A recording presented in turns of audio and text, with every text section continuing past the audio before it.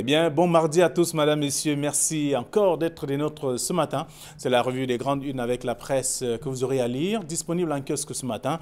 La presse, la nouvelle expression parle de régional, bras de fer entre Kamto et Paul Biya. C'est le titre proposé par le tabloïd, simplement pour expliquer que le président de la République a convoqué les collèges électoraux pour le 6 décembre 2020, alors que le président du mouvement pour la Renaissance du Cameroun réaffirme sa volonté de descendre dans la rue. Tout cela en page 3 du journal. Le même journal parle aussi du boycott des régionales avec les durs. L'emporte au Social Democratic Front. C'est à l'issue d'un jeu de cache-cache entre les dirigeants du parti que la décision a été donc prise de boycotter les régionales. Les coulisses sont à lire en page 2 de la nouvelle expression ce matin. On parle des médias aussi avec le mouvement pour la Renaissance du Cameroun qui annonce ses couleurs. Dès la convocation du collège électoral, les responsables du parti ont d'ailleurs demandé aux représentants de quitter les plateaux de télévision et des radios. C'est ce qu'on lit ici en page 3. Entre-temps, au RDPC, la base ne compte pas. À la convocation du corps électoral, les militants de base redoutent donc un jeu de dupes dans lequel ils sont des patins manipulés. C'est le journal qui le dit d'ailleurs en page 4 ce matin. Et toujours dans la presse, après la nouvelle expression, il y a le messager qui parle des régionales. RDPC, le temps des magouilles, c'est le titre proposé par le journal pour dire que la convocation des collèges électoraux hier par décret présidentiel pour le 6 décembre intervient dans un environnement où le navire du parti au pouvoir est donc à deux doigts du naufrage. C'est ce qu'on lit en page 3. Le journal parle également du boycott des élections pour la Tangandi. Menace de renvoyer Kamto en prison. Le MINAT annonce que le rouleau compresseur du maintien de l'ordre se mettra en branle contre les protestataires. C'est à lire dans le journal en page 4 et bien d'autres informations dans le même numéro disponible en kiosque ce matin. C'est la presse qui le dit aussi. Et la même presse, il y a Kalarake disponible également en kiosque qui parle du tribunal criminel spécial. Edgar Alem Bengor en jugement pour sa gestion des 20 mai. C'est le journal qui le dit, avec notamment tout un dossier à lire en page 5. Et on parle également de coopération avec des magistrats qui s'insurgent contre le système de gestion de leur carrière. Le débat fait ensuite à une correspondance adressée par le secrétaire général de la présidence de la République au garde des Sceaux au sujet des quotas des promotions en grade prévus donc pour l'exercice 2020. C'est ce qu'on lit en page 3 du journal qui parle également de la Fédération camerounaise de football et parle de rebondissement. La fédération qui relance justement les poursuites judiciaires contre Tombi Aroko Sidiki. C'est en page 4 de ce numéro. Le quotidien Le Jour parle d'autre chose, parle de Yaoundé précisément avec les marchés qui sont sales et les images. D'ailleurs, l'image proposée par le journal reflète un peu la réalité de certains marchés, notamment Mvogada, Mekolo et bien sûr Fundi, qui sont des marchés bien sales de la capitale politique. Et le reportage revient donc sur ces différents marchés et comment est-ce que les populations se comportent, notamment des commerçants et aussi, et même des acheteurs. C'est dans le dossier proposé par le journal ce matin. Le journal s'intéresse à autre chose, parlant du conseil régionaux, des conseils régionaux. Les élections le 6 décembre prochain, c'est la date notamment annoncée par le chef de l'État. C'est à travers le décret du président de la République, c'est dans le journal Le Jour. Et puis Émergence parle de fraude au baccalauréat 2020. Voici les 5 jeunes écroués. Ils sont élèves et enseignants. Pendant ce temps, donc, les fonctionnaires de l'Office du baccalauréat du Cameroun, pourtant donc identifiés, s'en tirent à bon compte. C'est le journal qui le dit en page 5. Le journal parle également du discours haineux. Le cas du Cameroun inquiète bien entendu. Et à l'extrême nord, les inondations font rage. Autant d'actualités à découvrir dans le journal Émergence. Entre-temps, Mutation parle bien entendu de Paul Biya et de Kamto, l'OTAN des Titans. C'est le journal qui propose ce titre donc ce matin pour expliquer simplement que le président du mouvement pour la Renaissance du Cameroun a déclaré il y a 2 semaines que la convocation des collèges électoraux en vue des régionales déclencherait donc immédiatement une campagne d'appel au départ du chef de l'État, du pouvoir. C'est le journal qui le dit. Le président de la République l'a fait hier donc. Alors, que se passera-t-il d'ici le 6 décembre 2020, date des élections? C'est la question que se pose le journal Mutation. C'est à lire dans le dossier proposé par le tabloïd de la page 8 à la page 9. Le journal Cameroun Tribune parle également des élections régionales. Rendez-vous le 6 décembre prochain. C'est une actualité à lire également dans le journal. Le journal économique en kiosque parle des mises en œuvre de l'accord de partenariat économique, l'APE, et parle donc du Cameroun dans les taux des pertes fiscales. C'est le journal qui le propose également cette actualité ce matin. Le Populi parle donc d'autre chose, de factures factures impayées. Roméo Dika met dans le feu au RDPC, c'est le journal qui le dit, le journal satirique ce matin. Le même journal parle également des régionales avec Paul Biya qui convoque l'élection. C'est ce que le journal propose ce jour. Voilà ce que la presse nous propose également ce matin. Merci d'être avec nous. Camille, bonjour et bienvenue. Flavien Valonongo, bonjour et bon retour. Vous nous avez manqué pendant... Pas seulement le plateau, mais les millions de téléspectateurs d'Equinox se demandaient où vous étiez passés. Bon, ils sont édifiés depuis hier que vous étiez en congé, que vous êtes revenu plutôt en grande forme. On voit que même la brioche est partie. Bonjour téléspectateurs d'Equinox Télévision. Merci d'être là avec nous. Nous allons commenter quelques sujets proposés par la presse. Vous savez bien que la pluie de ce matin a empêché beaucoup d'autres choses aussi, y compris ceux qui devraient en principe être avec nous sur ce plateau. Alors, mais on parle de bras de fer. D'abord des régionales, avec le bras de fer entre Kamto et Biya. C'est le journal qui le dit également ce matin. Et on parle également dans le messager de Paul Atangandji qui menace de renvoyer Kamto en prison.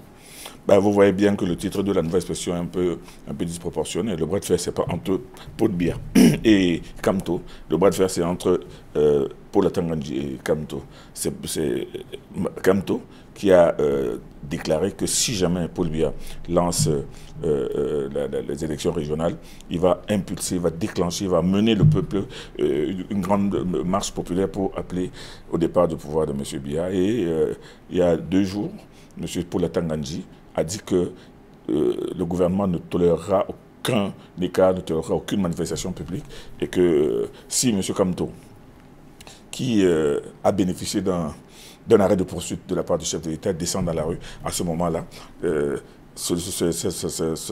cet arrêt de poursuite remettra les compteurs à zéro et à ce moment-là, il n'y aura pas de cadeau. Bon, on voit donc que d'un côté, M. Kamto qui avait annoncé un vaste mouvement populaire, donc des descentes dans la rue monstres tel qu'il avait demandé, et M. Paul Atangandji dit qu'il n'acceptera pas rien du tout, que le gouvernement n'acceptera pas la moindre incartade. Vous voyez donc que le bras de fer se situe plutôt au niveau de ce président, de ce leader de parti d'opposition. Et là, vous commentez le titre de la nouvelle expression. Oui, je le commente. Parce que le bras de fer n'est pas entre Biya et Kamto. Le bras de fer est entre Atangandji et Kamto. C'est la précision que vous faites bien entendu ce matin par rapport au titre de la nouvelle expression. C'est un peu plus juste, c'est beaucoup plus juste. Pour Biya, on ne l'entend pas, on ne le voit pas, il ne dit rien du tout. Mais c'est pour Atangandji qui répond à la menace. Il répond à la menace par une menace.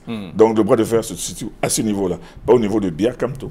D'accord, donc le titre de la nouvelle expression qui parle de bras de fer entre Kamto et Biya devrait plutôt être entre Kamto et Paul Atangandji, selon vous, et en même temps... Je ne suis pas le directeur de la publication, ni même le secrétaire de rédaction de la nouvelle expression, mais moi je pense en réalité que toute proportion gardée, le bras de fer c'est plutôt entre Maurice Kamto qui menace de descendre dans la rue et Paul Atangandji qui dit que quiconque descend se retrouve au pays de si je savais.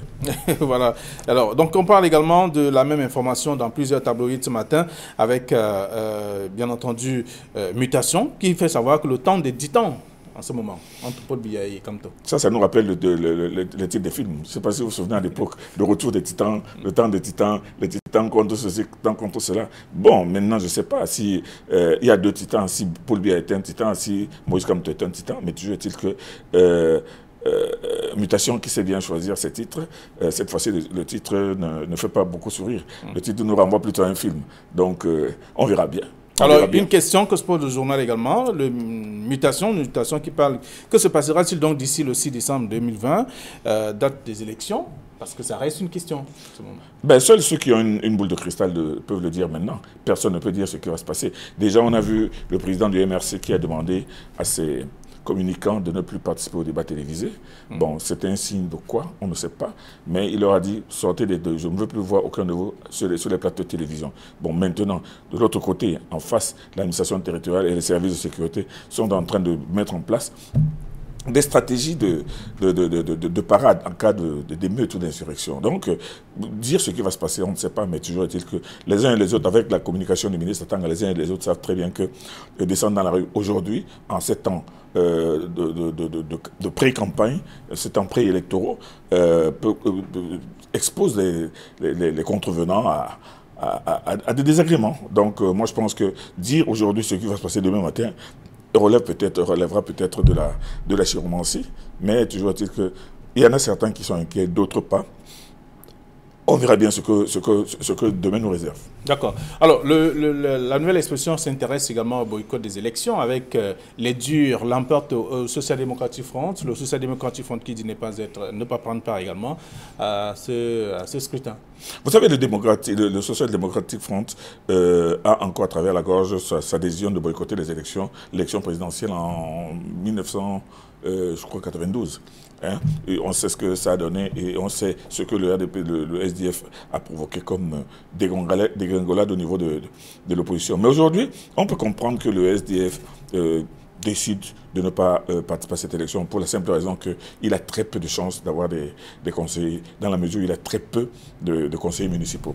Et vous savez très bien, on prend une calculette en main, on verra que les conseillers municipaux du RDPC sont extrêmement, c'est-à-dire que sont majoritaires, absolument majoritaires, un peu partout au Cameroun aujourd'hui. Donc, mais ça n'empêche pas certains partis, comme par exemple le PCRN, qui a des élus dans certaines régions de ce pays et qui peut estimer, qui peut être sûr d'avoir des conseillers. Mais le MRC n'aura pas ne pourra pas participer puisqu'il n'ayant pas d'élus. Le SDF, bien qu'il y ait quelques élus, sait très bien qu'il a très peu de chances de passer. Donc moi je pense que la décision de boycotter, du SDF et du MRC, de boycotter ces élections, ressemble un peu à une fuite en avant. C'est-à-dire qu'on veut transformer en une sorte de victoire, mais les faits sont là, la vérité est là. En tout cas, le parti est également libre aussi de ne pas aller à une élection. Le parti, mais vous savez très bien que la fonction, l'une des activités principales d'un parti, c'est de participer aux élections et de gagner ces élections et de pouvoir être présent dans la gestion de la cité. Et c'est par cela que, à travers cela que le SDF a été pendant longtemps le parti leader de l'opposition, le parti principal de l'opposition. Bon, maintenant, avec le temps, la représentativité du SDF a fondu comme neige au soleil. Et aujourd'hui, les élus du SDF, tant à l'Assemblée que dans les municipalités, est réduite pratiquement à peau de chagrin. Donc, que le SDF participe ou ne participe pas, les résultats ne pourront pas être fameux. Tandis que le MRC, lui, n'a aucune chance de participer, puisque vous savez très bien que les électeurs de ce scrutin indirect sont des conseillers municipaux. Alors, il y a également le journal, la nouvelle expression qui parle du RDPC avec la base, qui ne compte pas. C'est d'ailleurs ce que certains militants disent aussi, avec ces militants de base qui redoutent même un jeu de dupes dans lequel ils sont des potins manipulés. Ils estiment que tout vient du haut, alors que la base, c'est la base qui donne quand même l'électorat, qui donne quand même le poids à la formation politique. Ça, c'est la vérité. La vérité est que, en ce temps, c'est pour ça que moi, je comprends un peu le titre du messager qui parle le temps des magouilles. Parce qu'on sait très bien qu'en ce temps de constitution de listes et de formation de camps, il y en a beaucoup qui redoutent effectivement le diktat du parti qui a abouti, vous vous souvenez très bien ces derniers temps, au conseil de discipline, qui a fait que certains n'ont pas voulu respecter la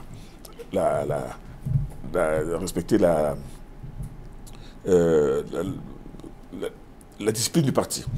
Donc aujourd'hui, on voit des gens qui estiment légitimement qu'ils peuvent être en liste, mais il y en a beaucoup qui se disent que forcément, même après la constitution des listes, la dernière décision viendra du comité central. Et c'est pour ça qu'il y a des grincements dedans à la base.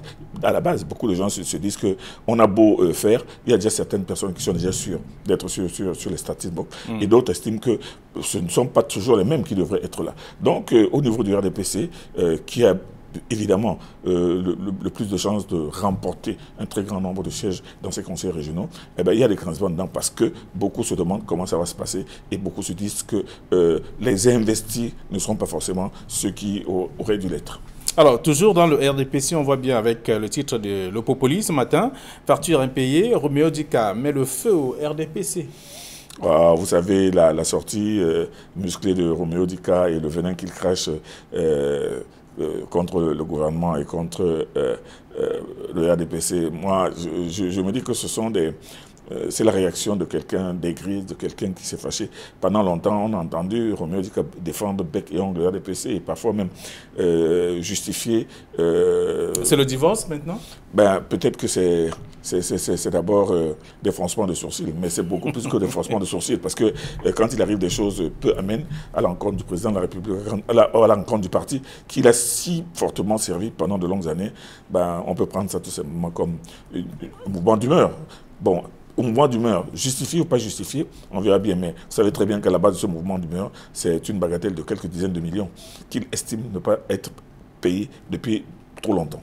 D'accord. Alors, le journal Kalara, qui est en kiosque également ce matin, parle du tribunal criminel spécial avec Edgar Leme Bengor en jugement pour sa gestion des 20 mai. Ben, il n'y a pas que la gestion des 20 mai, parce que je crois il y a 1 ou 2 semaines, Kalara, effectivement, journal spécialisé dans les affaires judiciaires, avait annoncé que l'instruction est bouclée et que Mebengo, maintenant, c'est qu'il est accusé pour je ne sais pas combien de milliards, pour combien de centaines de milliards.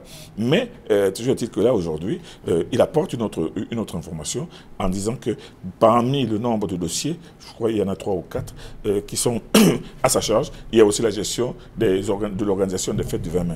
Bon, là, aujourd'hui, on voit que l'ordonnance de renvoi en police criminelle de Alain Edgar Mebengo aura pris un peu plus d'1 an. Ça veut dire qu'au moment où on l'arrêtait, les accusations n'étaient pas encore fondées, le dossier n'était pas encore en état, mais on l'a d'abord arrêté, on l'a mis en prison, il a fait 1 an en prison, et maintenant, on a récolté, on a eu le temps de compulser ce qui va constituer les charges contre lui. Bon, maintenant, est-ce que, vous savez aussi comment ça se passe aussi, les instructions, quand le détenu lui-même est en prison, et que les investigations se font hors de sa présence, et parfois même sont manipulées par les uns et les autres. Toujours est-il que le procès Alain Edgar Mebengo, on l'accuse d'avoir détourné plus de 100 milliards. C'est 100 milliards, non, je crois.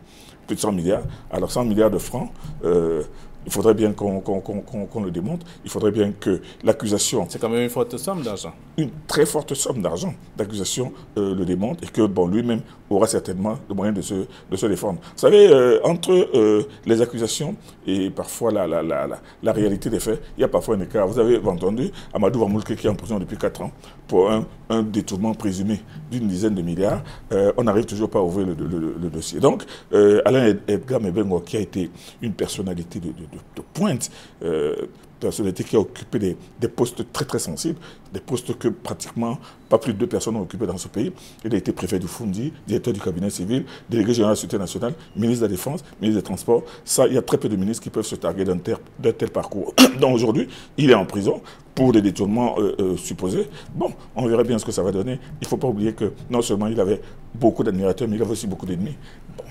Donc, le tribunal criminel spécial a bouclé, du moins, l'instruction. 18 mois après, bien entendu. 18 mois, l'instruction a mis 18 mois pour boucler maintenant les charges. Bon, maintenant, on va voir ce que ça va donner. Et ce qui va être intéressant, ce n'est pas d'attendre tout simplement le jugement, mais c'est de suivre les débats. Parce que ce qui est un peu embêtant avec les journalistes, c'est qu'ils font des grands titres, mais ils ne suivent pas le dossier. Et moi, je pense que Kalara, qui est le seul journal spécialisé dans le traitement des affaires judiciaires, on rendra régulièrement compte. Mais moi, je pense que les journalistes devraient tout le temps, avec des gros dossiers comme cela, les suivre pas à pas, être dans les palais de justice pour écouter et les accusations et les arguments de défense. Donc, le dossier Alain Edgar Mebengo va certainement passer au tribunal d'ici quelques jours. Et il serait donc intéressant aux journalistes de les suivre et d'entendre et non plus se contenter des commentaires ou Il est question, selon bien sûr le journal ce matin, que Edgar Leme Bengor et son épouse s'expliquent justement sur les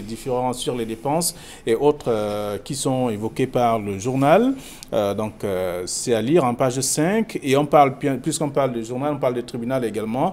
Il y a la corporation qui est un peu fâchée. Des magistrats s'insurgent contre le système de gestion de leur carrière. D'ailleurs, le journal fait savoir que le débat fait suite à une correspondance du secrétaire général de la présidence de la République adressée au ministre de garde des Sceaux, le ministre de la Justice, pour revoir un peu le quota des promotions de grades prévues pour 2020. Vous savez, il y a toujours eu des magistrats fâchés. Il y a des magistrats qui estiment qu'ils sont lésés. Il y a des magistrats qui ont toujours estimé que leurs grades ne leur soient pas décernés à temps ou à contre-temps, ou que parfois... Ou encore mérités. Voilà. Donc, ce qui fait qu'il y a toujours eu des récriminations au niveau des grades. Mais moi, je me souviens d'un magistrat que j'ai rencontré quelques temps avant le vaste mouvement, qui dit qu'il devait passer magistrat 4e grade depuis 2 ans, mais que ce n'est pas encore arrivé. Et que là, cette fois-ci, il est au même poste, sur le même poste depuis plus de 5 ans, sans avoir la possibilité de passer chef de juridiction. Et que lui, vraiment, là au prochain mouvement, si... Est-ce qu'il n'a pas reçu de sanctions entre-temps aussi? Parce aucune que sanction. Ce sont des Justement, éléments qu'il faut contrôler. C'est parce qu'il disait qu'il n'a reçu ni sanction, ni même injonction de contrôler ceci ou de cela, mais parce qu'il estime qu'au niveau de la chancellerie, il y a tout un système qui fait passer beaucoup plus facilement certains que d'autres. Bon, vrai ou pas vrai, toujours est-il que avoir aujourd'hui la lettre du ministre secrétaire général de la présidence de la République demandant au garde des Sceaux de revoir un certain nombre de choses. Ça veut dire qu'il y a énormément de récriminations qui sont certainement montées jusqu'au lui et qui motivent cette sorte de remise à plat. D'accord, c'est le journal Kalara qui révèle le sujet ce matin en page 3. Vous aurez l'occasion de lire aussi et donc faire lire également. Alors, le quotidien Émergence parle de 5 jeunes écroués à la prison à la suite notamment de fraude au baccalauréat 2020. Mais seulement, le journal fait savoir que ce sont des enseignants et des élèves qui sont concernés. Mais entre-temps, les fonctionnaires même de l'office du baccalauréat qui ont quand même été cités dans cette affaire sont pratiquement libres aujourd'hui. Mon sentiment dans cette affaire, j'ai un curieux sentiment. J'ai l'impression que la presse est en train de vouloir jouer les avocats. Des avocats pour une histoire qui est extrêmement grave. C'est-à-dire que la fraude et la tricherie, ça c'est des choses qui n'étaient pas portées à la une des journaux depuis très très longtemps. Mais je ne comprends pas comment aujourd'hui les journaux sont pratiquement en train de prendre la défense des élèves, alors que ces élèves-là n'ont pas été arrêtés par hasard. J'étais avec un avocat hier qui m'a demandé est-ce que les épreuves-là sont tombées du ciel pour être entre les mains de l'élève. Mais c'est très grave. Et c'est pour ça que moi, je vois, je ne sais pas dans quel journal ce matin, où on a donné ce que dit la loi sur la fraude, aussi bien pour les enseignants que pour les élèves, pour ceux qui en profitent. Donc, moi, je pense que... avec cette affaire de fraude aux examens, avec les personnes déjà arrêtées, avec mais en parcourant Émergence quand même, on comprend bien que ce sont les élèves qui payent le prix, alors que ceux qui sont chargés de gérer ces épreuves sont en liberté. Mais les élèves ne savent-ils pas que en trichant aux examens, eux-mêmes ils s'exposent à des poursuites? Les élèves pensent eux-mêmes qu'en trichant aux examens, eux-mêmes, quelle opinion peuvent-ils avoir d'eux-mêmes? Quelle est la valeur réelle? Quelle valeur réelle peuvent-ils avoir? Peut-être je vais parler comme l'avocat que vous avez rencontré. Est-ce que l'épreuve est tombée du ciel ou est-ce que l'élève a pris l'épreuve? Mais vous savez, il y a un système qui fait qu'il y a certains élèves qui ont peut-être quelqu'un qui est là-bas à l'office du baccalauréat ou bien des gens du baccalauréat ont fait des propositions. Parce que cette histoire, c'est une affaire d'argent. C'est une affaire d'argent. Alors qu'un élève puisse avoir des épreuves et les dispatcher au niveau de ses élèves, ça veut dire que lui-même ne l'a pas fait gratuitement. C'est une vaste mafia. Moi, je pense qu'il ne faut pas regarder cette affaire sous un œil de sensible. On dit que non, les enfants sont tout petits, ils doivent pas... Non, non, non. Moi, je pense qu'il y a une question et moi, je pense que ce sera une sorte de leçon qu'on va donner à tous ceux qui voudront demain après de mettre tricher. Vous savez, je me souviens de l'époque où M. Amadou Ndamdieu, paix à son âme, était ministre de l'Éducation nationale. Un élève qui triche aux examens, il est collé au moins pour 5 ou 6 ans. Un élève qui a une moyenne qui est trop ridicule, il est collé pour plusieurs années. Moi, je pense qu'il faut que les élèves reviennent aussi à l'orthodoxie. Il faut regarder, avant les examens, vous avez vu circuler dans les réseaux sociaux toutes sortes de stratégies pour cacher des petits documents ou des petits bouts de papier. Ce n'est pas possible. La jeunesse camerounaise ne peut pas adorer les raccourcis de cette manière au point d'attendre l'examen pour obtenir des épreuves qui viendront de la roue. Moi, je pense que la décision d'ester, de traduire devant les tribunaux et les responsables de l'office du bac et les élèves, moi, je pense qu'il n'y a pas 2 poids 2 mesures parce que la loi est claire quant aux personnes dont la responsabilité est établie au niveau de la commission de l'infraction, parce que c'est une infraction. La tricherie dans un examen officiel, c'est une infraction.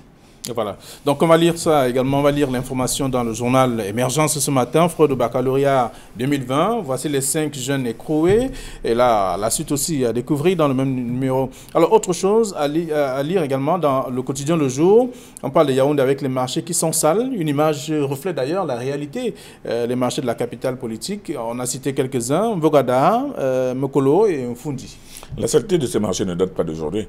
Bon, moi je pense qu'aujourd'hui, si le jour a a vu bon d'en parler, c'est parce que certainement cette saleté a atteint déjà un niveau critique. Vous savez, même à Douala, les marchés, les grands marchés sont de plus en plus mieux tenus, sont de plus en plus aseptisés, mais du côté de ces marchés de Yaoundé, les légumes sont pratiquement étalés à même le sol. Et puis, il y a, à côté d'immondices et à côté des tas de boue, non, moi je pense que c'est une opération c'est un article qui devrait inciter et les autorités municipales et même les usagers et même les acteurs des marchés à faire preuve d'un peu plus de propreté.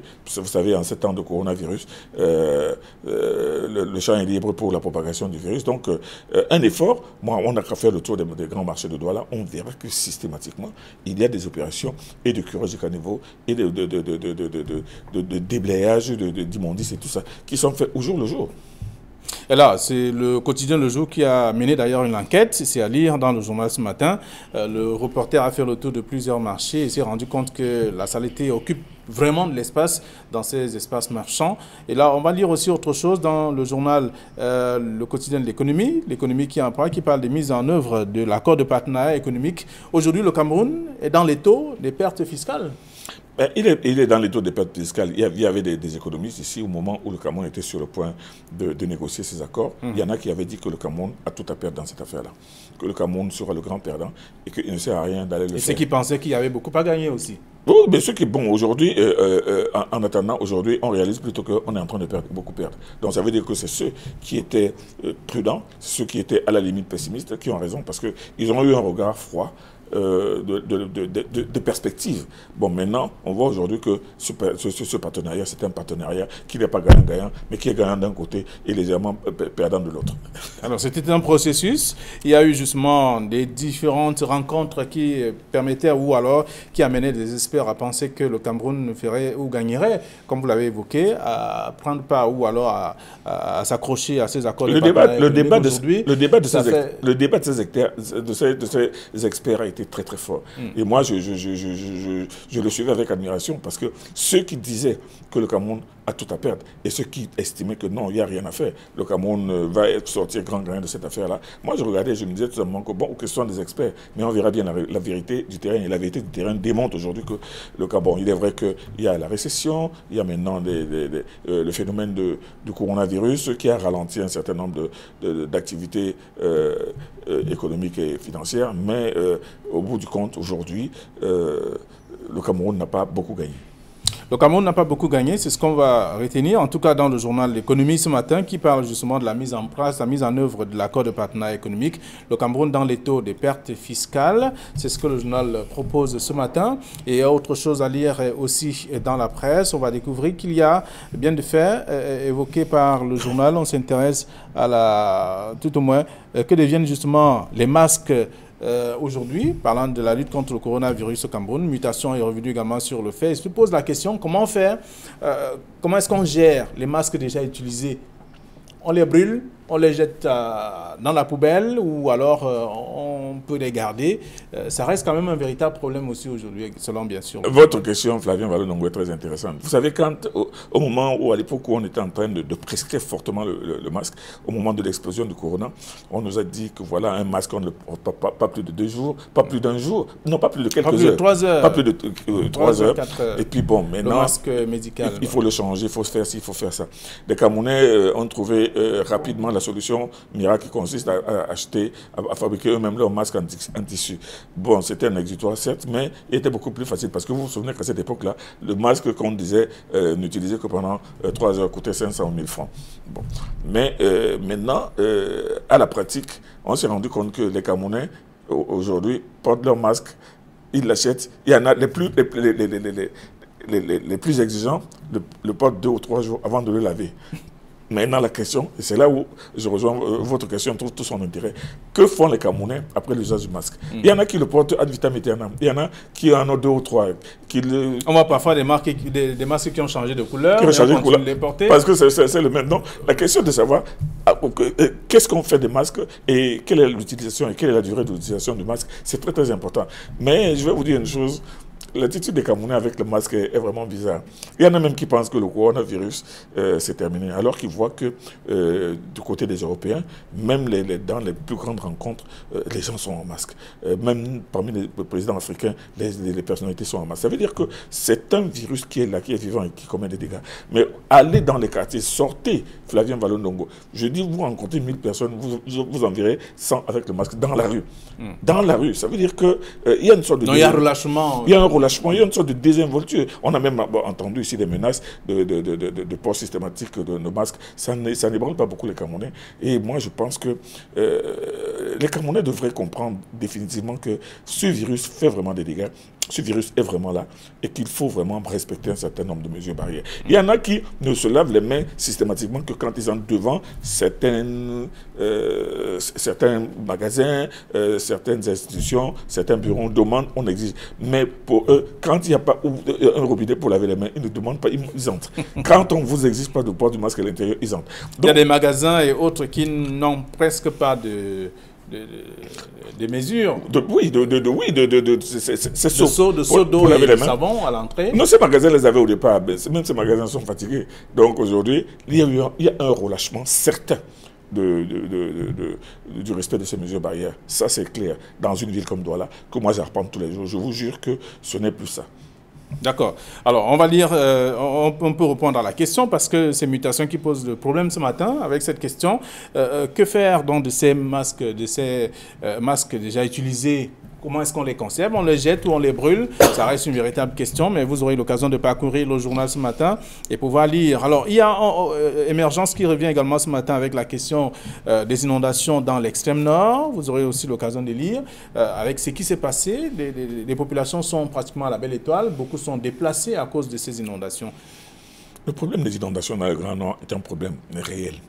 Est un problème qui se reproduit de manière cyclique. On sait qu'à chaque saison de pluie, il y a toujours des catastrophes dans le Grand Nord. Il y a les fleuves qui sont, les rivières qui sont en crue, il y a des inondations, sans compter évidemment les conséquences, la destruction des récoltes, la disparition des bovins et des caprins. Bref, on le sait. Mais moi, je ne comprends pas comment on ne prend pas suffisamment de précautions pour prévenir ces catastrophes. Pas pour pas pour y faire face, comme ça se fait systématiquement à chaque fois qu'il y a une inondation, mais pour prévenir, pour se dire qu'à la prochaine saison de pluie, qu'est-ce qu'on peut faire effectivement pour empêcher que telle rivière ne déborde de son lit? Qu'est-ce qu'il faut faire pour que... Il y a eu la construction des digues dans le septentrion avec le génie militaire et autres. Les digues, Flavien Vallon, les digues ne résolvent pas tout. Les digues contiennent l'eau. Mais moi, je pense qu'il y a une autre politique. Il faudrait peut-être élargir davantage les lits des rivières. Il faudra les orienter même. Il y a tout un travail technique qu'il faudrait faire. Les membres du gouvernement étaient donc dans cette partie du pays. Ils ont promis, s'engager à remettre à jour ce qui doit être fait, c'est-à-dire pour éviter davantage ces inondations. Je voudrais dire dans les années à venir. Le ministre de l'administration territoriale, le ministre des Travaux publics, le ministre de l'urbanisme et l'habitat, le ministre des Pêches et de l'élevage, le ministre des Finances, j'allais dire de l'économie, ils étaient nombreux. Ils ont pris des engagements. Avant, chaque année, les ministres descendent toujours quand des catastrophes surviennent. Mais seulement, dès qu'ils reviennent de l'extrême nord, ils rentrent dans leur bureau, ils se mettent à ronronner. Non, je pense qu'il faut une mesure forte. Et cette commission qui vient de faire un grand tour là-bas, composée du ministre Tangandji, du ministre Kesha Cortez et tout le reste, moi je pense que même avec l'accident qu'ils ont eu, devrait comprendre l'urgence, effectivement, de la prise de mesures beaucoup plus fortes. C'est-à-dire que des mesures préventives. Vous étiez en train de parler de digues tout à l'heure. Les digues, c'est pour les pays qui sont en bordure de mer. Mais même les pays qui sont en bordure de mer, ces digues sont souvent débordées. Mais dans un pays, dans un cas comme une zone sahélienne comme l'extrême nord, où les inondations sont justement causées par le trop-plein des eaux, il faut que des techniciens de ce pays, des grands techniciens que nous avons ici, réfléchissent et se disent comment faire pour contenir les rivières et surtout pour éviter les inondations. Mais tant qu'ils ne le feront pas et tant qu'ils se contenteront que de gérer la catastrophe arrive, ce sera toujours un renouvellement. Ce sera la boucle qui retournera et le même serpent qui se mordra toujours la queue. Très, très bien, Camille Nélé, merci. Vous étiez seul en tout cas ce jour pour des raisons que nous avons évoquées en début. La pluie a empêché, en tout cas on le sait bien. C'est vrai que ça reste une véritable situation aussi. Merci, demain le cas sera corrigé. Nous serons davantage comme à l'accoutumée sur ce plateau pour la 3e édition de la semaine, la revue des grandes unes. Nous serons mercredi. Bonne journée à vous, bon retour. De même à vous, Flavien. Merci également. Allez, vous aurez l'occasion de lire la presse et être au parfum de l'actualité. Demain, ce sera un autre jour. Bonne journée à tous.